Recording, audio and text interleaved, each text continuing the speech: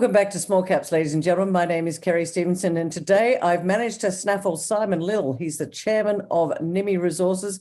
ASX code is NIM. For those of you that don't know, they listed November last year. They've been on the ground out there working away in WA in the Yilgarn district. This is basically unlocking a new West Australian nickel district. So I was pretty interested to find out what they've done. It's been a little while since we've spoken to Nimy, I think about 10 months. So I've managed to get Simon on screen to be able to give us all an update on what Nimy Resources are up to. Simon, great to see you. Thanks so much for your time today. Yes, good to see you again, Kerry. Not that we've done it in person for a while, but nice to be on the screen with you. One day, Simon, one day we'll get back together in person. But for now, luckily for us, Zoom is available. So because it's been a while since we've communicated to our beautiful audience out there, brief overview on Nimy. I mentioned you'd listed in November of last year, so it's coming up to 1 year. Who are Nimy? Why is this an exciting time? So Nimy Resources, we're still a smallish company. We've got a 3-person board. I agreed to come on as chairman probably a couple of years ago for very certain reasons. Luke Hampson is our executive director. He's been the main brains behind the outfit, if you will. One of the things I did like about the story is that Luke has been out there on the ground himself, keeping the package of land together, working the package of land in terms of looking at historical databases and the like over a 6-year period. Wow. So this is not a story that's been put together overnight by a group of West Perth geologists, if I can say that rudely. I work with some West Perth geologists, so I don't mean it like that. But I think your audience would understand. We've got a gentleman who's been dedicated to the task at hand, and I'm always impressed by that they put in their own time, sweat equity as they call it. And the third member of our board's Christian Price, who's a young energetic mining engineer. He's reasonably well known in Kalgoorlie. He has worked in the nickel fields in Kambolda in the past, and he and Luke work together and move around together, and he's basically supports Luke in the exercise. So there is a team of people behind that. I need to mention Fergus Jockle, who's just relatively recently joined us as a geologist. People in the West Australian market would realise that very difficult to get good geologists in Perth over the last couple of years. And I shouldn't just say Perth, but it's the market that I'm aware of. And for us to be able to access somebody's experience as Fergus. I've worked with Fergus before, and I know what his capabilities are. And I know he and Luke are enjoying getting their meeting of minds together in terms of their interpretation of what they are and aren't seen. So that's basically the team, and I don't wish to be rude. There are people behind that, of course, support, infrastructure, accounting, etc. But that is basically the team at Nimy. So. You mentioned something just a moment ago where you said they asked you to come on board as chairman, and there are reasons why you did. Because, Simon, you were very involved with De Grey. That's how you and I met. And I was intrigued as to what is it about this project and this company that got Simon Lill so interested and to take on as chairman. Yes, so look, and different people would look at these things differently. I have no doubt about that. I've got to know Luke and count him as a friend. I have appreciated the efforts that he has made towards keeping this package of land together. I quite like the backstory to the name Nimy. Nimy is a bridge in Italy, actually Belgium, I think. Sorry, I shouldn't say Italy, where it was one of the first battles of World War One. Oh. Luke's great uncle won a Victoria Cross there. Wow. And does that mean it's going to be geologically sound? No, it doesn't. But I quite like that backstory, and so there is a few reasons. Now, I guess the other more geological story we've put together quite a package of land in what you might call underexplored parts of the Yilgarn Craton. I have an old metallurgical friend who'd say if it's underexplored, it means there's nothing there. Yeah. His indication being that the old timers would have found it if there was something there. Well, it doesn't always happen like that. And I think if I use my the good fortune I've had at the Grey Mining, we're always told there won't be any gold in the Pilbara. That's right. And yet we've had one of the biggest and best discoveries of gold in the last 30 years, probably globally. Chalice and its Julima project, which is in the west of the Yilgarn Craton, probably no one expected that there was going to be the mineralisation there that they have found. The Irahidi project is a big project. So Western Australia has been fortunate. It's had 3 major discoveries in the last 2 to 3 years in areas where people hadn't probably looked properly, didn't think it was going to be there, et cetera, et cetera. So it's one of the things I do like about Nimy. We have good geological background. We are a very significant package. We've got structures. We've uncovered that we are in greenstone belt. And you start to think about it and think, well, really, why wouldn't we find anything with what's been happening recently in WA? And if we get a properly structured program into the area, I would be surprised if we don't find anything, and that you could say that it's likely to be elephant country. There won't just be little bits and pieces here or there. We've got the chance to find something big. All right. Well, what I want to try and unpack is where you are right now, because what you're doing is you're chasing massive disseminated, I should say, nickel sulphide. How do you go about that? This is a big tenement. What work have you done to date that leads you to think that there could be something to discover that could be quite interesting? Yes, and in many ways you should have our geologist here to answer some of those questions. I do find nickel is different to gold, and it seems to be a more difficult commodity to find. Having said that, I think a nickel discovery is as good as a gold discovery in that the market does react very quickly and very significantly, and the demand for nickel is always significant, particularly for long life projects. Now, we are chasing, look, the holy grails, the massive sulphides, the higher grade sulphides. We are on the same structural boundary as you and me in the north, which is of course gold, but Forrestania in the south, which is nickel. We have very similar structures to what they have out in the Camboulder belt when that was first discovered.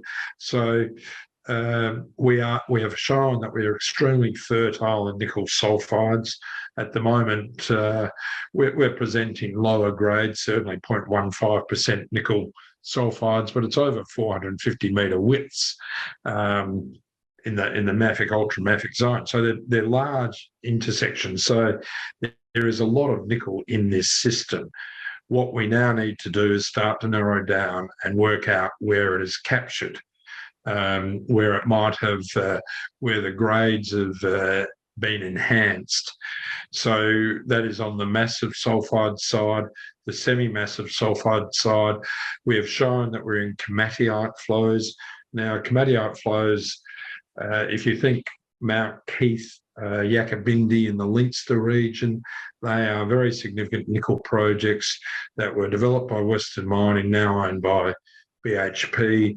The town of Leinster, for example, has survived at the Mount Keith project, and they've been operating for 35, 40 years at grades that I believe are around 0.5 to 0.6% nickel. So that's the komatiite style of nickel, and we've shown that we're in komatiite flows. So again, we need to get our grades higher than 0.15%. But the other indication of komatiites is the magnesium oxide grades, and we regularly, as we report, the nickel grades are regularly getting up around the 30% magnesium oxide grades as well, which is also very indicative of the komatiite. So we're looking at. Sorry to interrupt you, Simon. what does komatiite mean? I'm not a geologist by background, and I'm thinking, is komatiite like a stone or a, forgive me? Yes, Kerry, well, thanks for that. I'm not a geologist, but to my understanding, it's an ultramafic form of lava. So it's derived from volcanic forms. It's high in magnesium oxide. It's from a Archean era, 2.5 billion to 4 billion years ago. So it's an ancient form of lava flow that is often carrying higher grades in nickel. Oh, so okay. So that when you got that, you're basically saying I'm heading in the right direction. That's an indicator, rather like it is for other commodities, if you like. Yes, at the moment, just because you've got komatiite doesn't mean you've got a nickel project, but it's a nice indicator to have for a certain style of nickel deposit. Yes, different to the massive sulphide form. Okay, so what is Nimy doing? Because it's been, as I said earlier, we haven't spoken for a while. What have you guys been doing over the last 6 months? Talking to you in October, so we're coming up to the end of the year. What sort of news flow is coming up? What have you done? What's coming up? So look, we after listing, and unfortunately we lost our geologist at the time. He went to different pastures. We don't think they were greener pastures, although everyone talks about green metals, and he went to a lithium project actually. So it's so we have been undertaking a diamond program across. We have what we call, I think we've got 6 zones that are in our original area that Luke had first pegged and put together. So we've been drilling down to bedrock in those zones. We have just started reporting some of those diamond holes. Again, when you're a junior company, you've got the issues of, okay, well, you've got the diamond core, you've got to get it cut, you've got to get it get it logged, et cetera, et cetera. Not every junior company has those capabilities. So it's taken, and then the market in Western Australia and probably again in the East well knows that assay laboratories are absolutely snowed under. So once you've got it logged, once you've got it cut, you've then got to get it assayed. So that whole process from first drilling to getting the assay results has probably taken us about 4 to 5 months in our first holes, which we've recently reported. Both of them showed very significant, as I've said, intersections for nickel sulphides, albeit lower grades. We've tried to report, or we have reported the logging as best we can. What we have coming up in the nearest future is, and I think I said it in a presentation that I gave last week, is that we do have the first indications coming through of, we've drilled, we have it at Gossan on the project. I can talk about Gossan shortly, but we have drilled under that Gossan now, and we are awaiting those results, and they will be pending, as will be some downhole electromagnetic work from that Gossan hole to see what's happening underneath. So Gossan's an expression of at surface. It will not just be at surface, it will continue down. So near the surface where we've intersected the Gossan, we first found it actually we were digging a sump for a drill hole. So it was in a target area anyway. And then in digging the sump, they uncovered the gossanous material. So it's at surface. We've intersected it at a reasonably shallow level, which is going to mean that it's weathered. So it probably won't carry the same level of nickel that you'd be looking for at depth within a gossan. But just to have a gossan is significant. Camboulder, I think, was discovered for other reasons, but when they went back and looked after the event, it had gossans throughout the region. Forrestania, the first indications, as I understand it, was due to gossans in the area. Not all of those gossans carried nickel, but eventually they did have gossans that were carrying nickel, and then find the Forrestania nickel belt, which, as I say, we're on the same structural boundary. So for us to have a gossan, we've been encouraged too by a few if I can call them older geologists that have worked in Cambodia, worked in Forestania, very excited the fact that we have a Gossan. So we are going to be reporting on our initial Gossan hole shortly. As I say, it's shallower. We're expecting elevated nickel levels, but we don't think they're necessarily going to be have the wow factor that getting a 7% nickel result might do, or similar to that. But it will show that we're carrying elevated nickel within that Gossan, and that is a positive. The downhole EM should show where the main targets might be lower down that gossanous structure. So, look, that result will be coming through shortly, as will the downhole EM results, and we still have some other diamond hole results to report. So I'm going to drink of water now. Yeah. It's. I was about to say it's Friday, but it's not. That's kind of where I wanted to go from. Was this is a big tenement?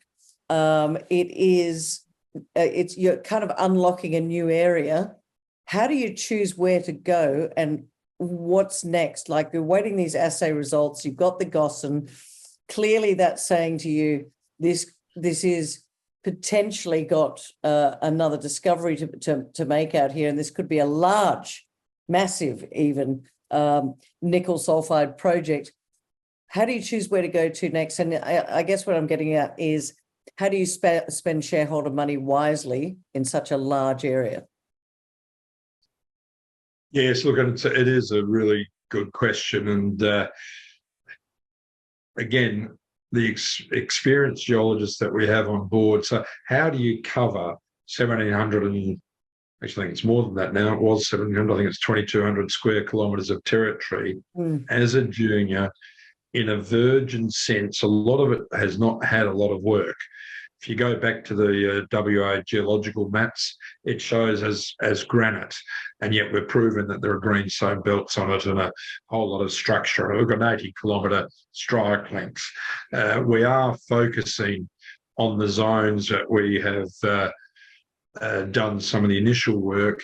But look, it'll be a combination of putting all the historical data together, and there's not necessarily a lot of that, but there's people have poked over the area for gold, for nickel. We think it's prospective. Seems to show some indications of lithium. Of course, you want us to say that. Do you know what, Simon? I actually don't want you to say it because everybody's saying they've got lithium. Yeah, I know. No, and talk to me about the other metals, I should say, that everyone's after are rare earths. Mm-hmm. And they do seem as though they're not necessarily that rare. But one of the first things to the west of our package, and you can see it if you look at our tenement package, there's a little square that I insisted that we pick up. And it actually looks like a lot like Mount Weld. It is circular in structure. It's probably a carbonatite. This doesn't mean it will be like Mount Weld and that it will carry rare earths, but it's just something that my history with Fergus is that both of us worked at Mount Weld before it became well known, as it now is with Linus. As a little bit of history, it used to be for a very brief period 100% owned by Anaconda Nickel, where Fergus and I used to work many, many years ago. Wow. All right, so we're running out of time. It's a good indication of what you're doing. It sounds to me like there's going to be a lot more news flow going forward. It's been a little bit quiet, but to me, it sounds like you've done some groundwork. There's some assays pending in the lab. That's going to come back. More drilling to happen going forward. So a busy end of the year for Nimy Resources. Is that right? Yes. Well, look, we've got a lot of the results to come through. So there will be a lot of results to come through. We need to be advising the market of where our next targets are and how impactful we believe they will be. And it is actually also about getting our name out there, Kerry. Not a lot of people know about us. We haven't done a lot of marketing, and we're probably only just starting to do that. So that will also be, a busy part of our activities as well. So you will start to, hopefully not just me, but see a lot more of the team in interviews such as this. So, but yes, we do have results pending and results coming through over the period. All right. Well, I'm glad you've come to talk to us because from what I understand, it's quite tightly held.